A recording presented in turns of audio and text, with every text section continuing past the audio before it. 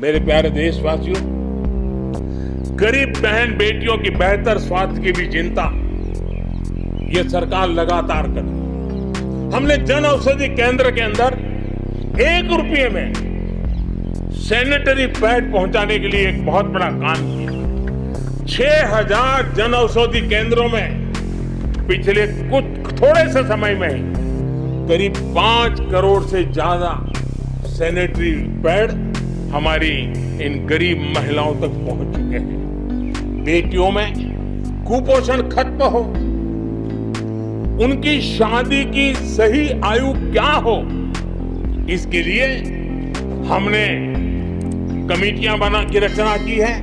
उसका रिपोर्ट आते ही बेटियों की शादी की उम्र के बारे में भी उचित फैसले लिए जाएंगे। स्वतंत्रता दिवस के मौके पर पीएम मोदी ने अपने भाषण में महिला सशक्तिकरण से जुड़े 2 अहम मुद्दों को उठाया। इसमें पहला है सैनिटरी पैड, तो वहीं दूसरा है लड़कियों की शादी की उम्र। अगर महिला सशक्तिकरण की बात होती है तो इसमें सबसे अहम है शक्ति, यानी कि ताकत। इस ताकत को बरकरार रखना कितना जरूरी है, ये प्रधानमंत्री नरेंद्र मोदी बेहतर समझते हैं। महिला सशक्तिकरण के लिए सैनिटरी पैड और शादी की उम्र क्यों इतनी अहम है, इसे समझना बहुत जरूरी है।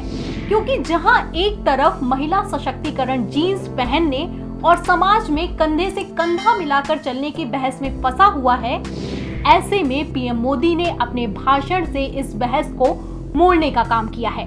आपको मोदी सरकार का बेटी बचाओ बेटी पढ़ाओ का नारा तो याद ही होगा। इस नारे से समझने की कोशिश करते हैं। पहले बात करते हैं बेटी बचाओ की।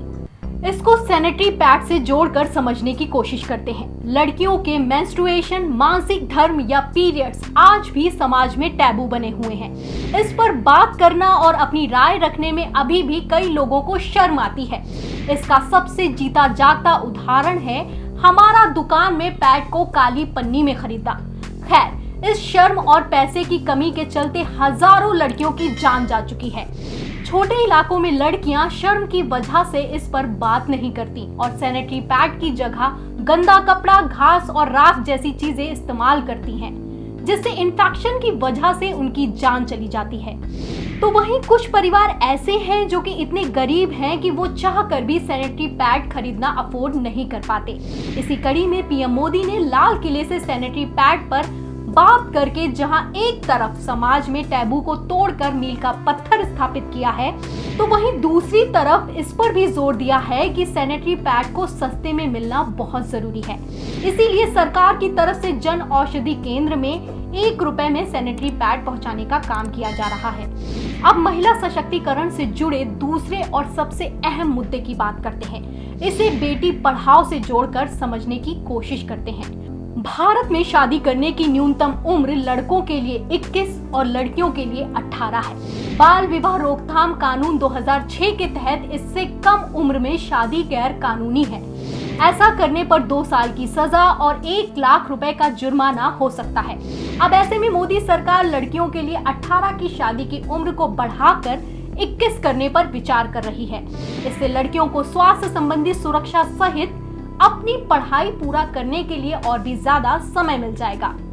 जैसा कि पीएम मोदी ने अपने संबोधन में कहा कि इसके लिए टीम का गठन किया जा चुका है। इसमें सांसद जया जेटली की अध्यक्षता में 10 सदस्यों के टास्क फोर्स का गठन किया गया है, जो इस पर अपने सुझाव जल्द ही नीति आयोग को देगा। वैसे देखा जाए तो भारत के बड़े शहरों में लड़कियों की पढ़ाई और करियर को लेकर बदलती सोच के चलते अमूमन 21 साल के बाद ही शादी होती है। लेकिन शादी की उम्र बदलने का सबसे ज्यादा असर छोटे शहरों, कस्बों और गांवों में होगा, जहां लड़कों के मुकाबले लड़कियों को पढ़ाने और नौकरी करवाने पर जोर कम है। परिवार में पोषण कम मिलता है, स्वास्थ्य सेवाओं तक पहुंच मुश्किल है और उनकी शादी जल्द कर देने का चलन ज्यादा है। आपके मुताबिक लड़कियों की शादी की सही उम्र क्या होनी चाहिए? हमें कमेंट बॉक्स में जरूर बताइए। वीडियो पसंद आया हो तो लाइक करें, शेयर करें, साथ ही हमारे चैनल द बोलती बन को सब्सक्राइब करें।